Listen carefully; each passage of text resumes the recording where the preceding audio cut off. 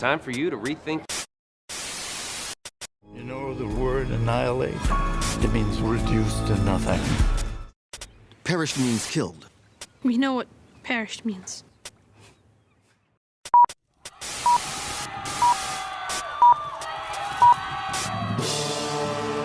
Welcome, and thanks for joining us for Rethinking Hell Live, where evangelical Christians discuss what the Bible says about hell and put conventional and controversial views to the test.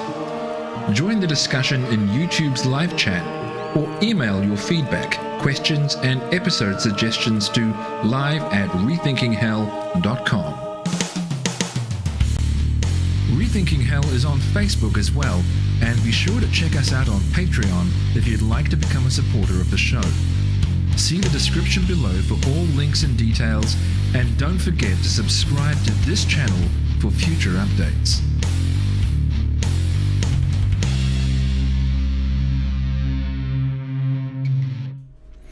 Well, hello and welcome to another episode of Rethinking Hell Live. My name is Chris Date, and it's good to be back after about a month off from doing both this show and Theapologetics. But I do want to apologize in advance for the scratchy throat that you'll be able to hear, the occasional cough, maybe the occasional sniffle. I have a cold, caught it a couple of days ago from my son, I think, and I'm not fully recovered, so apologize in advance for that. Also, if I am not coming across as upbeat as usual, I'm going through some tough times right now personally, and so would very much appreciate your prayers, and not just personally but also professionally. Not sure what my future looks like anymore in terms of getting a doctorate, so just a lot, and like I said, there's personal stuff going on, so I'm not my usual self, and you'll be able to tell that, and I just want to apologize in advance and ask for your prayer. On the plus side of things, I had a real awesome time in Boise at Preston Sprinkle's Theology in the Raw conference called Exiles in Babylon. You can find information about this conference at theologyintheraw.com/conference or prestonsprinkle.com/conference.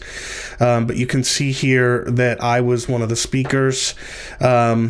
And it was not really a presentation so much as a debate with Gary Brashears, highlighted here. He is a professor at Western Seminary, and he and I had a real friendly but challenging, rigorous discussion on the nature of hell. I'm really excited how that went. A lot of people came up to me at the conference and thanked me for my ministry, and that was extremely touching. A lot of people came up to me and told me they'd never heard the view before Gary and I did our presentations. And so that was exciting, and they found it extremely compelling. I even had to tell a couple of people, look, don't change your mind just because of one persuasive speaker. There were at least a couple of people that said I was fully on board with eternal torment, and now I have fully convinced of your view.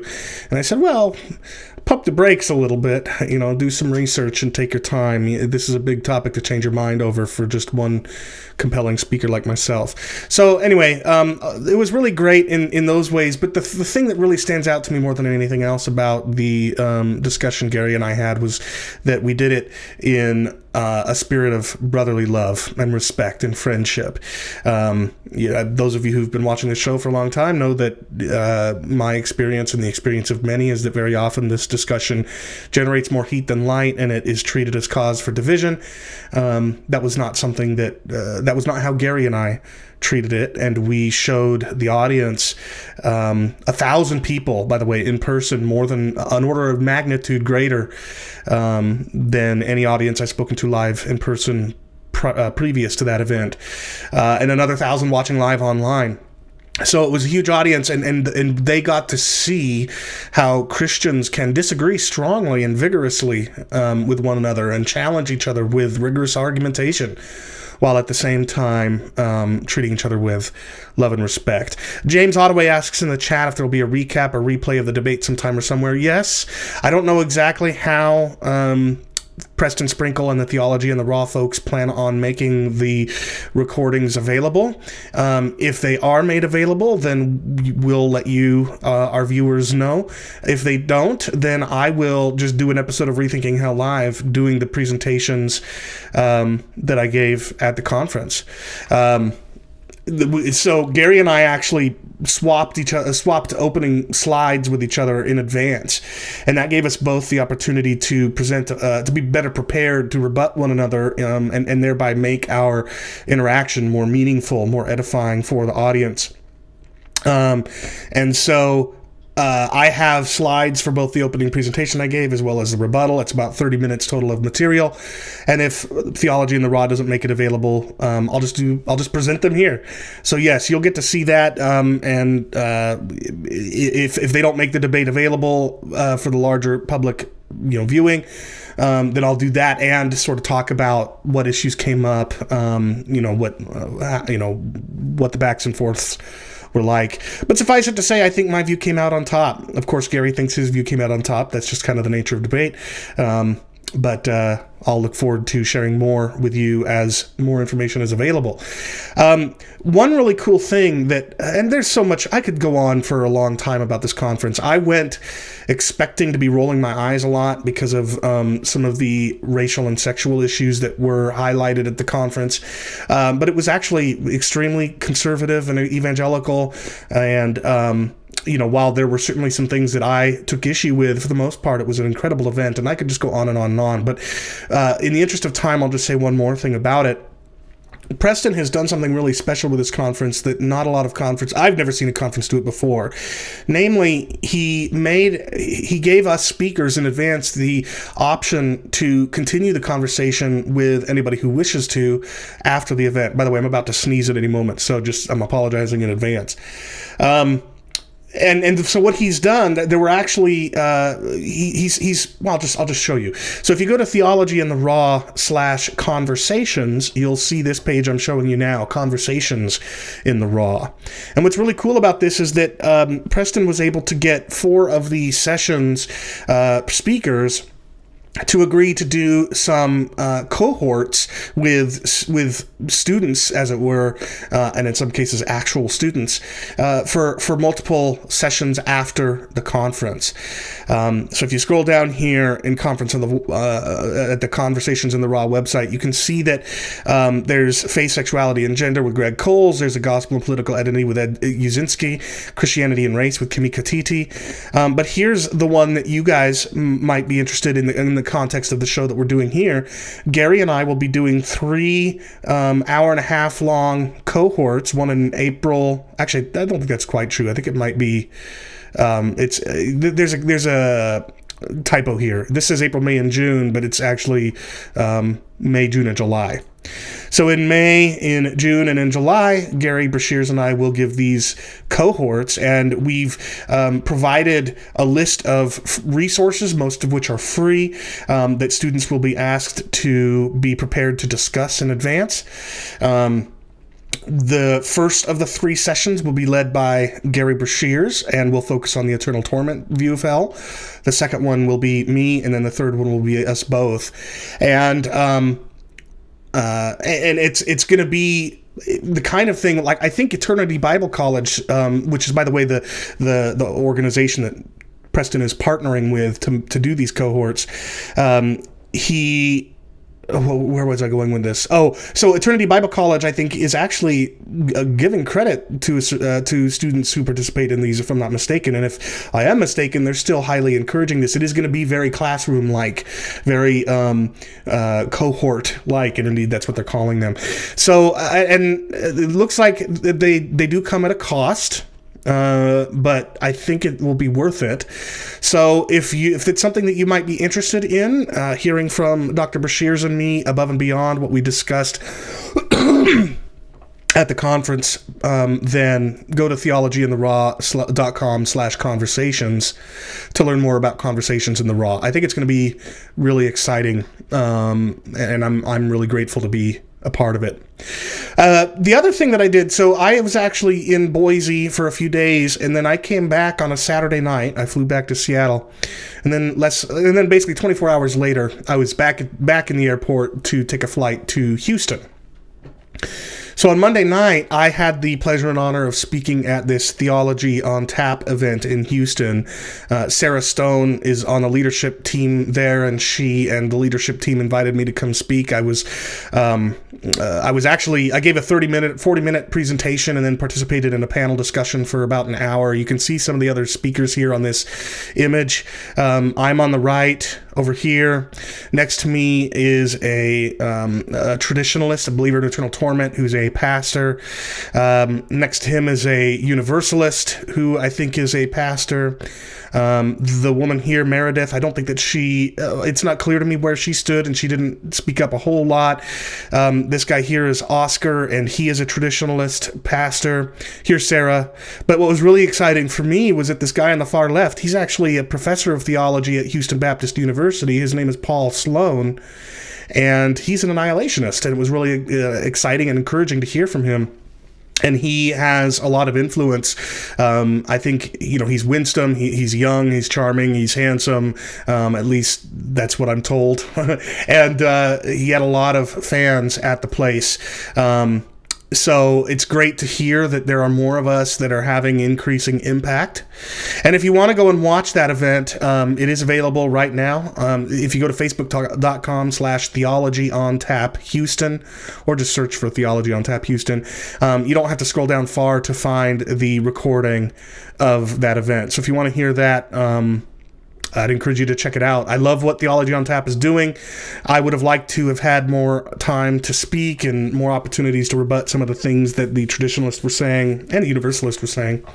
But they had a lot of cooks in the kitchen, as you could tell from this picture of the people on the panel. So it didn't get to go as deep as I would have liked. But it was a real blast, and I really would encourage you to check it out. So Boise and then Houston, it was an exhausting trip, but really exciting. And apart from coming home to sickness and other personal issues that have me reeling, it was just a real pleasure. So anyway, I hope that some of those things you find useful. Again, that Theology on Tap event, the recording of it's free and available right now. As soon as I know how you can access the recordings of the Theology and the Raw conference presentations that Gary and I did, I'll let you know, and you can watch those. And if they're not going to be made available to the public, then I'll just present what I did there here in an episode of this show. But do check out that Conversations in the Raw. $120 is a bit of a steep cost for a lot of people, but I think it'll really be worth it. You'll get 4.5 or more hours of really in-depth teaching and discussion time with professors. Gary is, as I said, a Western Seminary professor, and I'm an adjunct professor of Bible and Theology at Trinity College of the Bible and Theological Seminary. So these will be the real deal. And as I said, you're going to have assigned resources to read or to watch or to listen to, most of which is free. So it'll be an investment of your time and your money, but it will be very much worth it. So I hope to see you there. All right. I've gone on and on and on, and I apologize for that. But in my defense, it has been over a month since I've been on the show, so I had some catching up to do. But let's go ahead and dive into today's topic.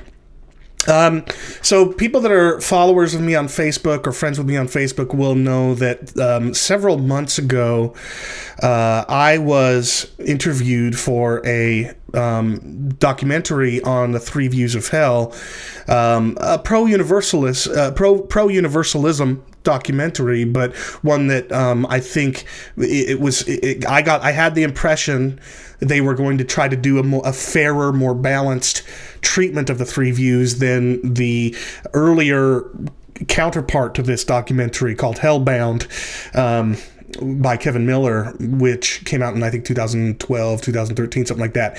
And a lot of us were really let down because for whatever reason, Kevin really didn't give conditional immortality practically a voice at all in that documentary. This one does give our view a voice, in fact, much more of a voice than the doctrine of eternal torment. But they also give eternal torment a voice as well, so that's good. But for reasons that I will get into more in upcoming episodes of this show when I have doctors Glenn Peoples and John Stackhouse onto the show. They were both also interviewed for this documentary. You'll see both of them in the documentary, which, by the way, is available for free. You can see it on the screen there. You can just type in the URL if you want, or just search Love Unrelenting full documentary in YouTube. You'll be able to find it. There's the cover art or the title screen, whatever. But while it is an improvement upon Hellbound, I have some criticisms of it. Most particularly that I think it's not really a documentary, it's propaganda. And I'll explain why when I have Doctors Peoples and Stackhouse on the show to talk about our respective appearances in the show, what made its way to the cutting room floor, so to speak, and stuff like that. But I would encourage you to check it out. It is very well done. It's professionally done. It's slick in a lot of ways. And frankly, I would like to see us conditionalists do a documentary like this. If you are a filmmaker, a documentary maker, if you know an organization that does it, this would be something great that Rethinking Hell and I would love to participate in if somebody can organize something to make it happen. In fact, I think that the makers of Hell and Mr. Fudge were working on a documentary several years ago called Beyond the Smoke or something like that. Nothing ever came of it. But maybe we could resurrect, so to speak, some of that material and include it in another documentary, one where we're not doing propaganda. We're actually giving all three views their fair voice in the documentary, and then letting viewers make up their own mind. It was very clear that the makers of this Love Unrelenting documentary did not want to do that. They intentionally left stuff on the cutting room floor that would have rebutted some of the arguments made by Universalists, and if you were to add up all the time, they gave multiple times more time to Universalists, and in many cases, not even Orthodox ones, genuinely Christian ones. So, for example, you've got David Bentley Hart, who I'm not talking about his Eastern Orthodoxy. I'm talking about his denial of bodily resurrection, of physical resurrection, which was even worse in the opinion of, or the opinions of another Universalist, Keith Giles, are even worse than David Bentley Hart's on resurrection, and both of them are in there, and yet, nevertheless, they and other Universalists get a combined total of way more time than even us conditionalists. And so it really wasn't a documentary meant to help viewers make up their mind. It's a documentary meant to compel Christians that are watching into becoming Universalists, and that's why I say it's propaganda. But nevertheless, it was good, and I'd encourage you to check it out. But what I wanted to talk about in today's episode was some stuff that got left on the cutting room floor, in the sense that it didn't get included in that larger full documentary. So I complained about this on Facebook when I discovered it. What happened, and you'll hear me and Glenn Peoples talk about this more when he comes on the show to discuss this very thing. But basically, there's a point in time in the documentary where the question of Matthew 10:28 and the language of destruction comes up. Matthew 10:28 is, of course, where Jesus says, "Don't fear men who can kill the body but cannot kill the soul. Rather, fear the one who could destroy both body and soul in Gehenna." And the portion of the documentary I have in mind begins with Universalists pointing out that they learned from traditionalists that destroy can mean ruin or lose or waste. And then they quote a believer in eternal torment, the only traditionalist voice in the documentary. They play him saying as much. And so then the Universalists are like, well, yeah, it doesn't have to mean kill and slay and annihilate the way that conditionalists mean. And that's kind of it. But as it turns out, in both in interviews with both me and Glenn Peoples, the maker of this documentary, heard from us why apollumy cannot mean waste or lose or ruin in Matthew 10:28, and actually does mean something like slay or kill. But that got left on the cutting room floor. And the purported reason was because there just wasn't room But again, there was multiple times as much more time devoted to universalist voices in this than there was to conditionalists, and it would have been it would have only taken an additional 10 minutes max to fully carry out the backs and forths that that you could see here in this video. Well, anyway, so that's the background here. What you're going to see here is the stuff that didn't make its way into the actual final documentary, but which has come up. I have seen arguments made in other contexts, in which you can find on their channel. Again, if you go to the Love Unrelenting YouTube channel and you look for a video called Annihilationism versus Universalism, Matthew 10:28, you can watch this video in its entirety, and you'll get to hear that back and forth that I was talking about. But what I want to drill in here specifically to today is an argument that came up in this video from a universalist, having to do with Matthew 10:28 and a purported connection with Isaiah 10:18.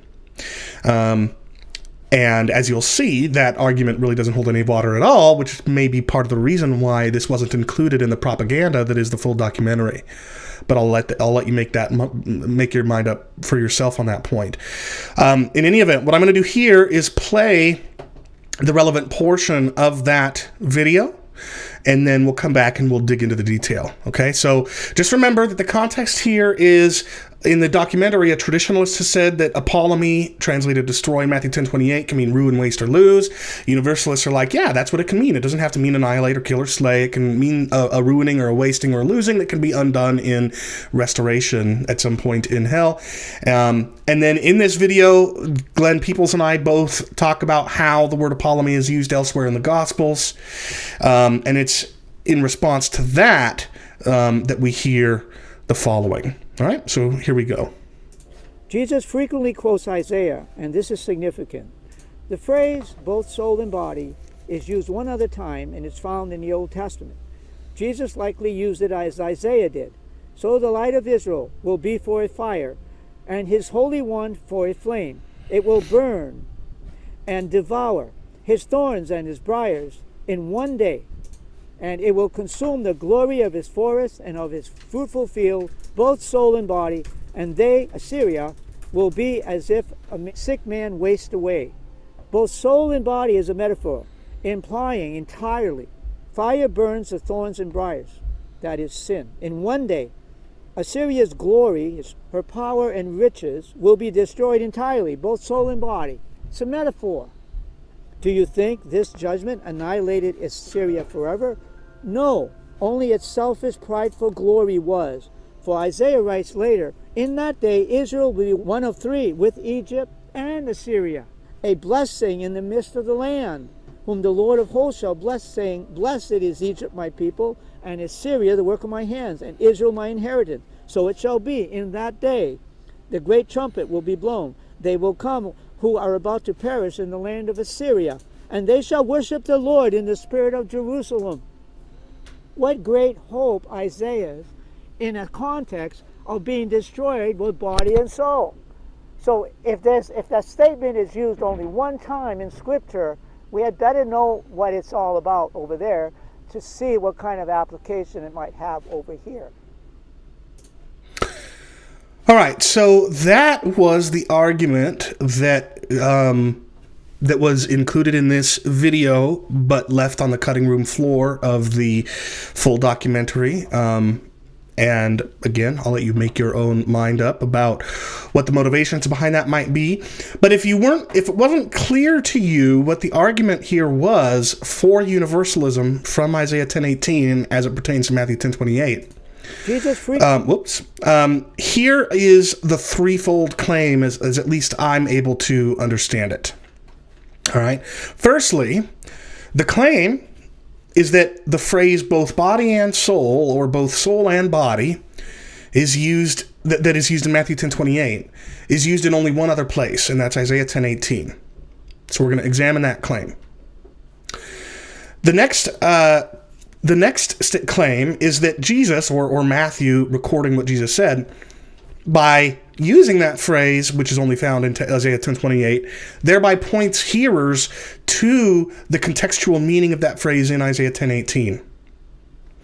So what Isaiah 10:18 has to do with must have some sort of relevance to what Jesus intends to say as recorded by Matthew in 10:28. And then thirdly, the claim is that since Assyria, which is the nation that is destroyed in both body and soul here, allegedly, will, according to other texts, be restored after its destruction, well then, since Jesus or Matthew is alluding to Isaiah 10:18 with this language of body and soul, therefore, it must also be true that the resurrected lost will likewise be restored after their destruction, which again, in their mind, means waste or ruin or lose or whatever. So this is the threefold claim, at least as far as I'm able to understand it. And what I want to do is go through each of these and show that every single one of these claims, implicit or explicit, as the case may be, in the Universalist's argument. And when I say the Universalist, I'm talking about the one that was on screen there and the documentary and the documentarian. Not all Universalists are going to make this argument, thankfully, because it's a really crappy one, as we'll see. But the reason I say that we'll see that is because we'll see that every one of these three components of the larger claim is false. So, let's dig in. Let's begin with the claim that both body and soul is a phrase that is used in only one other place, and that's Isaiah 10:18. Whoops, my animation there was messed up. Okay, so this is the first claim. Here is the relevant portion of Matthew 10:28 in both English and Greek. The English phrase, both soul and body, translates the Greek phrase kai psychein, kai soma. In Isaiah 10:18, the phrase both soul and body, however, and here's the Greek. It translates apopsuches heos sarkon, and then, man, my animation is all messed up. Sorry about this. And then here's the Masoretic text. So for those of you who aren't familiar, what we Bible folks call the Masoretic text is the Hebrew original with what the Masoretes about 1,000 years after Christ identified as the probable vowels that go along with the consonants that were originally in the Hebrew, because originally Hebrew, and even today, the Hebrew alphabet or alphabet is only consonants. Vowels are sometimes added in markings around them. But that's what you see on the bottom there, the Hebrew text upon which most of your English translations will have been based upon. The middle white section here is the translation of that Hebrew Masoretic text into Greek, a translation known as the Septuagint, which was completed in the couple of hundred years leading up to the time of Christ. Okay, so we've got the Greek of Matthew 10:28, and then we've got the Greek of the Septuagint translation of Isaiah 10:18, and then we've got the Hebrew original. Now, in Matthew 10:28, the combination of kai and kai is what gives us both and. There's another Greek way to do it. Sometimes it'll be te, kai. But in this case, you've got a list of things, and even the first item in the list begins with kai, meaning and so it means something along the lines of both and. But in the Greek Septuagint translation of Isaiah 10:18, you don't have kai. And you don't have the equivalent. Again, sorry, the animation is all messed up. Instead of having kai, what you have in the Septuagint Greek translation of Isaiah 10:18 is apa heos. And that combination means from to. So you'll see many places in. Well, let me go on to the Hebrew, and then I'll explain a little more. And that apaheos, meaning from to, is a faithful translation of the Hebrew original, which is min ad. All right, so you'll find a lot of places. As I was doing some searching through English translations and the Hebrew original, and for that matter, the Greek Septuagint, I found a number of places where the English translators of the Hebrew Old Testament will say something like both X and Y, both young and old, when actually what the Hebrew is saying is from young to old, meaning everything in between. It's full scope from one extreme to the other. And that's what's going on here. It's not both soul and body. It's from soul to body, arguably. And we're going to come to that in a second. So, and then in the Hebrew equivalents to apa and hos are min and ad. Min means from, ad means until or to. So both the Greek and the Hebrew agree that no, Isaiah 10:18 does not say both body and soul. If they had meant to, what you would see is something like what you see in the Septuagint translation of Genesis 24:25. Which is kai achura kai chartasmata, all right, both straw and fodder, whatever fodder is, and that too is reflected in the Hebrew original, where it's gam teven gam mispo. All right, gam is kind of like that kai, but in Hebrew it means both and you see that in like Genesis 24:25 and several other places, but you don't see it in Isaiah 10:18. So Isaiah 10:18, contrary to the claims of the Universalist in this video and the implicit support of the documentarian, contrary to their claims, no, Isaiah 10:18 does not contain the phrase both body and soul. At best, it contains the phrase from body to soul or from soul to body, which may sound like splitting hairs, but it is not the same phrase. And that's not where all of this ends. In Matthew 10:28, the word translated body is the Greek word for body, soma. If you've heard of the word psychosomatic, meaning a physical experience that is intimately associated with or caused by a mental experience. Psychosomatic combines psyche, meaning mind or soul, with soma, meaning body. So mind, body, psychosomatic. That's where this word soma comes from, meaning body.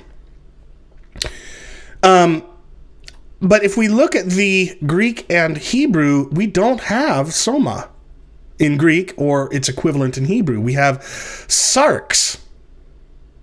The word sarx does not really mean body. It means flesh.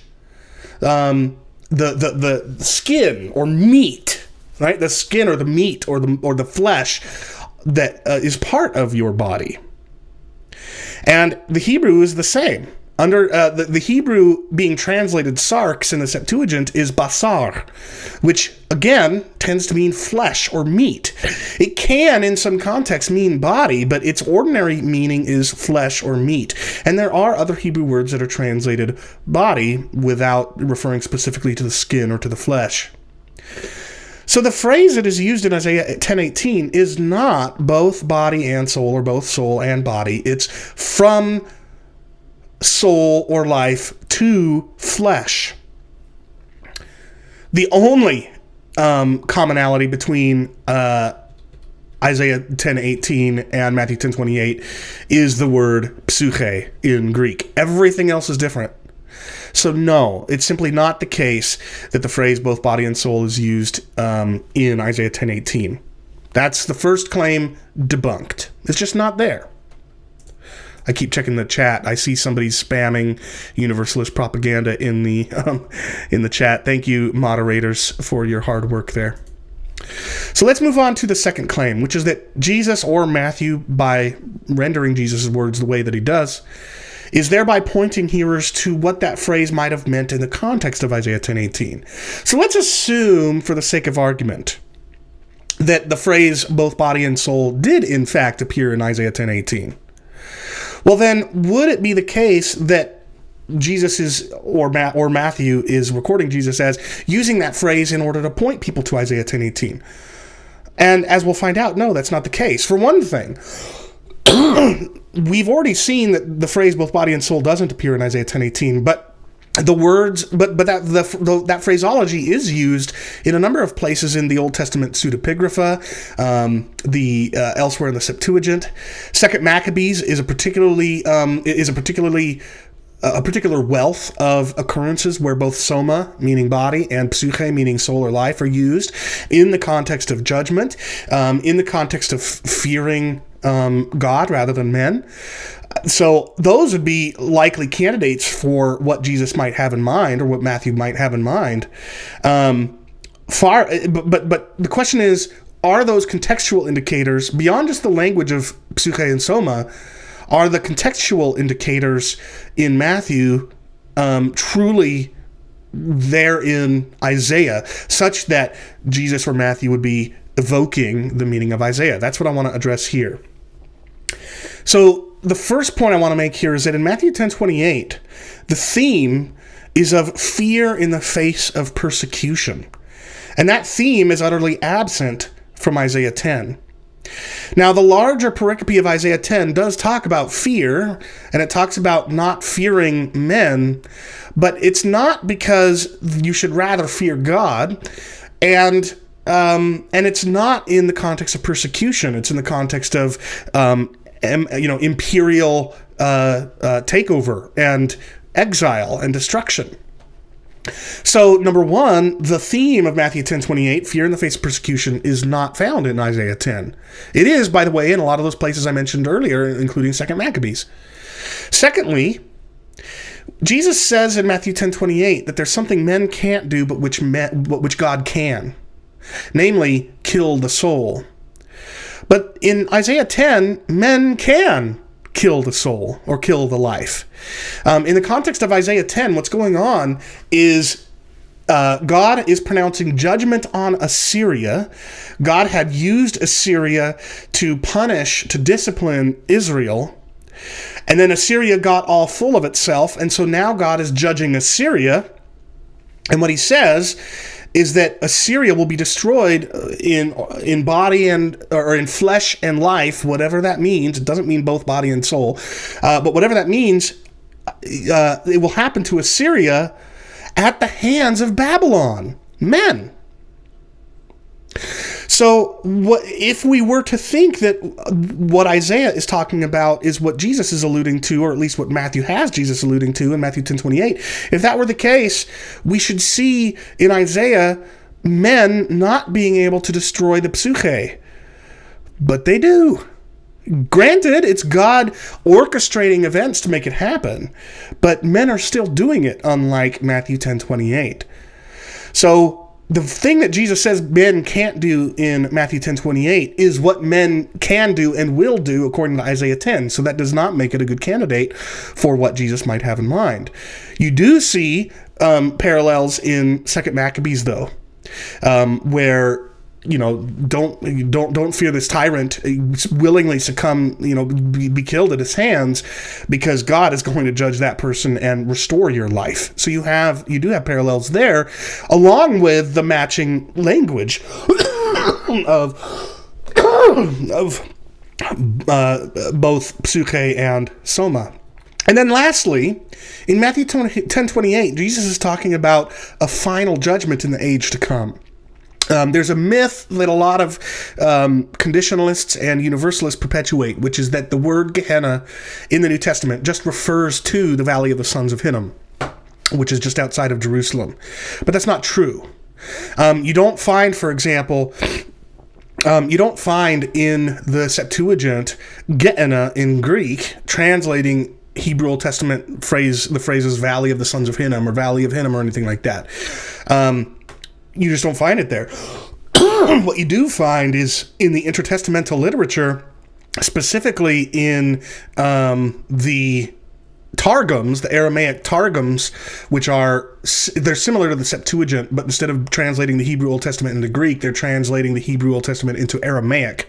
And just like the Septuagint, it's a dynamic translation. It's at times a paraphrase, even commentary on the original Hebrew. And what you see there is that Gehenna does not refer to the Valley of the Sons of Hinnom. It refers to the place where God will one day finally, in the age to come, judge the wicked. So in Matthew 10:28, when Jesus says, "Fear God who can destroy both body and soul in Gehenna," he's not talking about a historical judgment in time at the hands of men. He's talking about eschatological, final, cosmic judgment in the age to come and at God's hand. But Isaiah 10 is talking about an earthly, a historical judgment in time at the hands of men, Babylon. So apart from the word psyche, there is nothing, either linguistically or contextually, that correlates Matthew 10:28 with Isaiah 10:18. It's just made up out of thin air. Maybe that's not sufficiently charitable. It's not that it's made up out of thin air. It's that a universalist is looking for some way to find universalism, to make universalism fit in this text, and lo and behold, there's this English translation of Isaiah 10:18 that looks the same as what the English translation is of Matthew 10:28. But they've done no work whatsoever to see if either the Greek translation of the Hebrew Old Testament or the original Hebrew lines up with Matthew 10:28, and it doesn't. And not only is the language different, but all the contextual factors are different too. There's just nothing in common between Matthew 10:28 and Isaiah 10:18, with the exception of the word psyche, meaning life or soul. So, claim number 2, that Jesus is pointing hearers to the phrase's contextual meaning in Isaiah 10:18. Nope, they're not. So that brings us to the last claim, the last of this threefold claim that is implicit in the argument that you heard the Universalist make in that video. And that argument is that since Assyria, after it has been destroyed, according to this passage, since later the text says that Assyria will be restored, so too must the resurrected lost be. So when we look at this claim, we're going to ignore, for the time being, we're going to set aside what we found with the first 2 points. We'll pretend as if the phrase both body and soul does appear in Isaiah 10:18. We'll pretend as if there are contextual factors that really do correlate Isaiah with Matthew, when in fact they don't. We'll pretend those things, and we'll ask, if we were to grant all of that, which there would be no reason for us to do because we've proven that that's nonsense.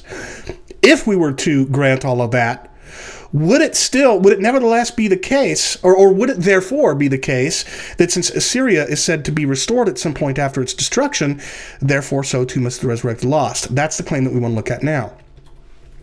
So, 3 points I want to make in response to this claim. Firstly, when the New Testament makes allusions to or explicitly quotes the language of destruction in the Old Testament, where nations or cities or geopolitical entities are being destroyed, and if those nations or cities or geopolitical entities will at some point in the future be restored according to other texts, we don't get to just assume that the New Testament, where it's likening something, when it's likening final punishment to the destruction of these geopolitical entities in the Old Testament, that therefore it has their entire future in mind as well. That is a completely baseless assumption. And by the way, it's not just here. Even if we were to grant the first 2 points and say that yes, Matthew is casting Jesus as alluding to Isaiah somehow, this wouldn't be the only place where universalists do this. They do it with Sodom and Gomorrah, for example, as well. So Jude and Peter both say that the fiery destruction of Sodom and Gomorrah, as recorded in Genesis 19, is an example of what awaits the ungodly. And universalists go, hey, good news! In other places in Scripture, it says Sodom's going to be restored.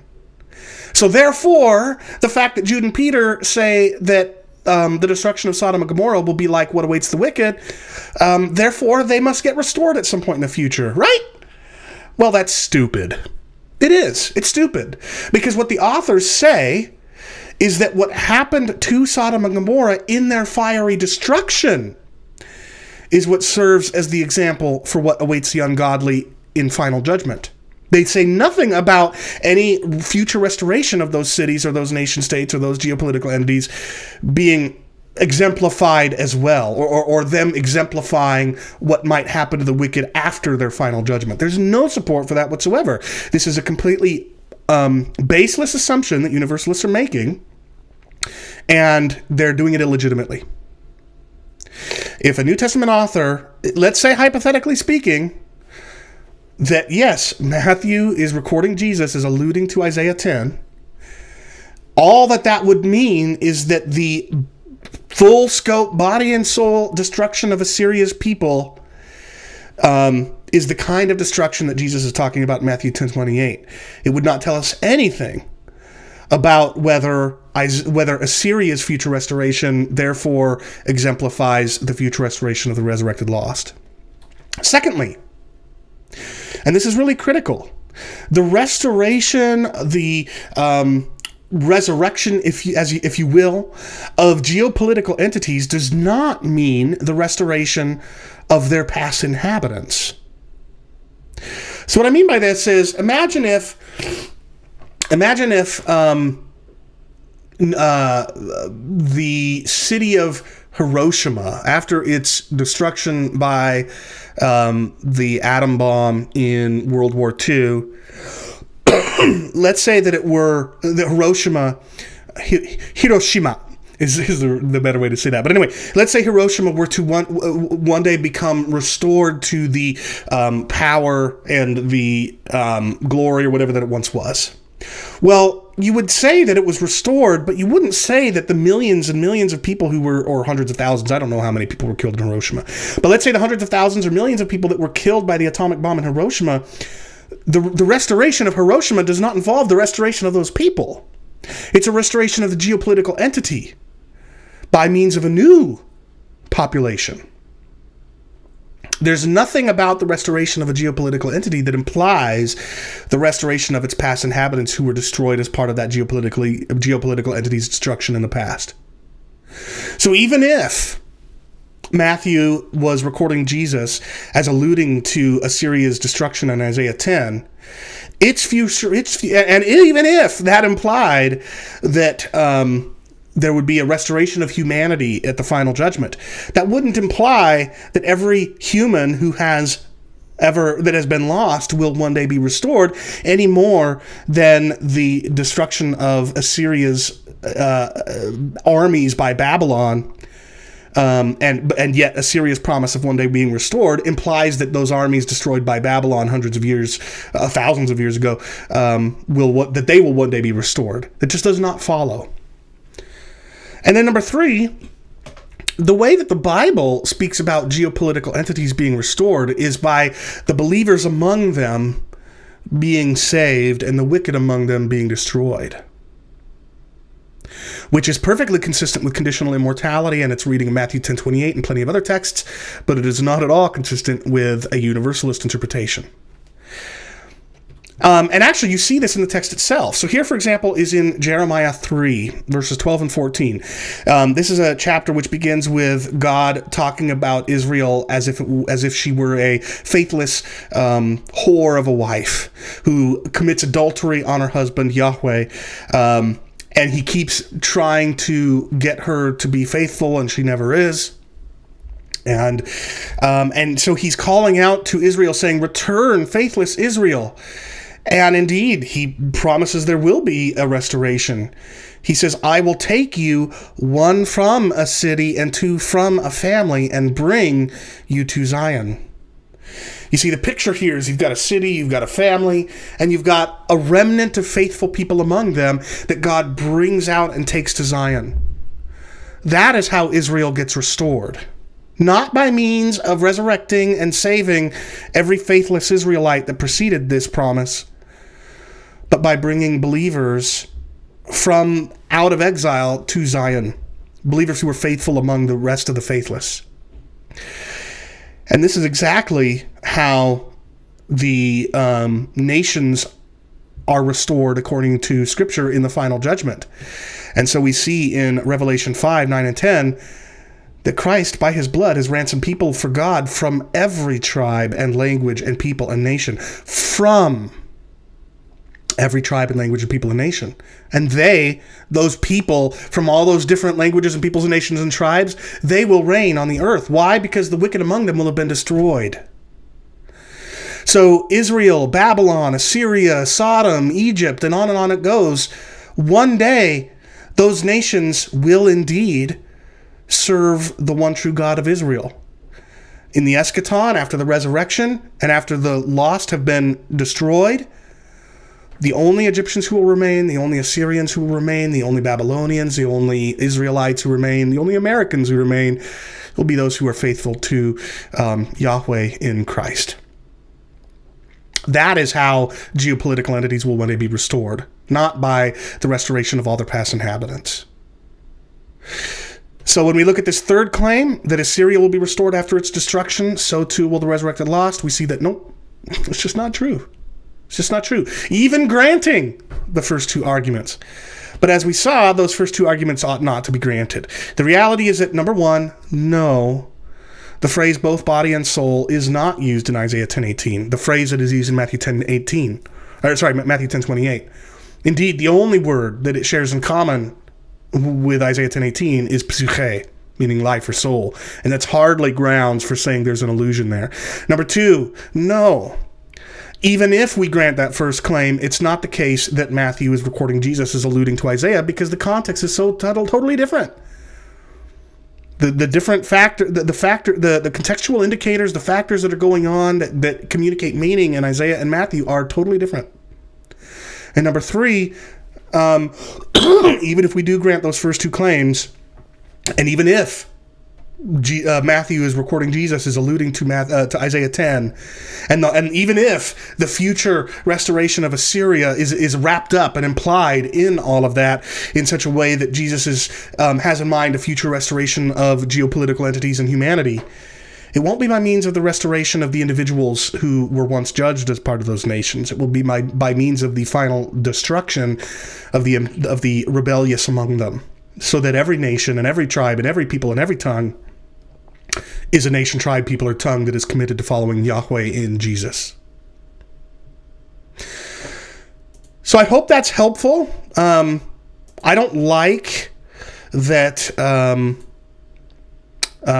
I don't like that. I'm a defender of the importance of universalism being given its seat at the table of fellowship and debate. If you go watch my plenary presentation from the second annual Rethinking Hell conference, you'll see it's a presentation called A Seat at the Table. And I make the argument that at least Orthodox Universalists, people who affirm salvation by grace through faith in Christ alone, that those who go to hell will remain there until they repent and exercise saving faith in Christ, and only then will they be saved, and eventually everybody will be. I think that view deserves its seat at the table of fellowship and its seat at the table of debate. And as I said in... I think it made its way into the documentary I told you about at the beginning of this stream.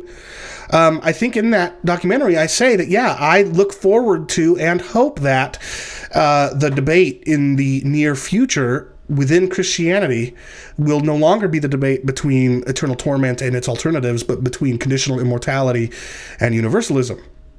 So I want that to happen. I look forward to it happening. I think it needs to happen. But... please, Universalists, this is not the way to do it. Don't look, if you want to persuade people, if you want to convince people, make your arguments good ones. Don't reach for crap.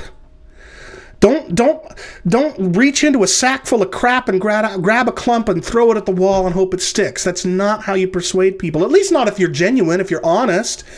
And I know many of you are honest. Robin Perry, I have a tremendous amount of respect and admiration for you. Eric Ratan, I don't like people who impose philosophy on scriptures. I think that you do, but at least I think you're trying to take things seriously. You're trying to make a convincing and powerful and strong case for your view. I don't agree with it, but I think you're trying at least. Brad Jersak and others, I have a lot of respect for a lot of these guys. But if you, as a Universalist, try to make the argument that we just dealt with today, I will lose a tremendous amount of respect for you, because it will be clear to anybody who does even the slightest amount of research. But it only took me a few minutes to realize that both body and soul is not, in fact, in Isaiah 10:18. And for anybody that has access to blueletterbible.com or whatever, they're going to be able to find out the exact same thing. So what you will do, provided you continue to make these crappy arguments, is you will continue to tell the evangelical world that your view doesn't deserve to be taken seriously. And I think it does. And so it's frustrating as somebody who is trying to bring Christians on the three sides of the hell debate together in fellowship and in rigorous but brotherly debate. It's difficult and frustrating for somebody like me trying to do that when universalists are so often giving their own view such a crappy name by using crappy, dumb, stupid arguments like this one. So stop it, all right? Stop it. Elevate your game. We conditionalists have been trying to do it. That's, I think, why Rethinking Hell has been so successful for a decade, is because we have been using, we have not, in fact, not only have we not been making the bad arguments, we have been discouraging the use of the bad arguments. We've even done an episode of Rethinking Hell Live about it. So I think one of the reasons why we are changing hearts and minds is because we are elevating the quality of the debate. We are bringing the best arguments to bear. And I think universalism has some arguments that need to be dealt with. But this argument just gives you a bad name. So stop it. And I guess that's it. So hopefully this has been helpful. If you encounter a universalist who tries to cite Isaiah 10:18 as support for universalism in Matthew 10:28, point him to this video and tell him stop it. Just stop it. Stick to the arguments that actually deserve to be dealt with. I don't know what we're going to be doing in 2 weeks' time. I just don't know. Things are a little bit up in the air. What I am planning on doing in a week, though, on my personal channel, Theapologetics, is to discuss whether the verb helkuo, or helko, in John 6:44, where Jesus says, "No one can come to the Father unless no one can come to me unless the Father who sent no one can come to the Son unless the Father who sent him draws him," or something like that. The word "draws" there is the word helkuo, and non-Calvinists typically understand that word in a certain way that I'm going to challenge. So if you have been jonesing for some bizarre reason for Chris Date hour-plus long presentations, then and you can't wait for 2 weeks' time for Rethinking Hell Live, then go to my Theapologetics channel in a week, and maybe I'll challenge you there. But if you don't want to do that, just come back in 2 weeks' time. It will be Monday, April 25th, at the usual time, 6 p.m. Pacific, 9 p.m. Eastern, for whatever the topic is that I cover then. Thanks for joining me, and I'll look forward to seeing you next time. Bye-bye. Man, look, maybe we should rethink this whole thing. I mean, you heard the guy. Pains of eternal torment. Yeah, I gotta rethink this whole thing.